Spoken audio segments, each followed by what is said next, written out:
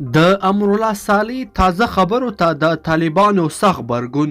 صالح داسې څه ویلي وو چې طالبان یې په غوسه کړل. دلته یې له موږ سره په دې ویډیو کې کتلی شئ.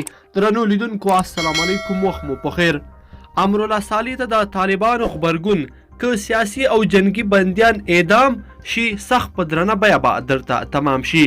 قطر کې له اوږده ځنډ وروسته د جمهوریت او طالبانو مرکچي پلاویو ترمنځ د مذاکراتو پر راتلونکو پړاوونو ناستې شوې.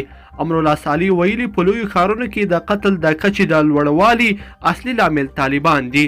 دوی هر ډول جنایت ترسره کړي، بخښل کیږي او فکر کوم چې بیا هم بخښل کیږي. خو د اوسني امنیتي وضعیت او ستونزو د حل یوه لاره د طالب بندیانو اعدامول دي. طالبانو امرالله صالح ته غبرګون کې ویلي که بندیان اعدامیږي موږ هم بدیلې لارې لرو. خو د طالبانو ویان ذبیح الله مجاهد BBC سره ځانګړو خبرو کې وویل بندیان ځانګړي حقونه لري، د هغوی حقونه معلوم دي او سیاسي بندیان او د جنگ بندیان څوک اعدامولی نشي.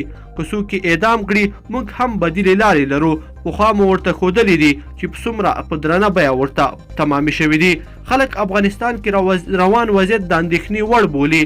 اخوا په کابل کې ګڼو چارواکو او اروپایي ټولنې ترڅنګ د امریکا سفیر ویلي چې په کابل کې د سترې محکمې د ښځینه قاضیانو وژنه غندي او د پیښې د سمدستي پلټنې غږ یې کړی.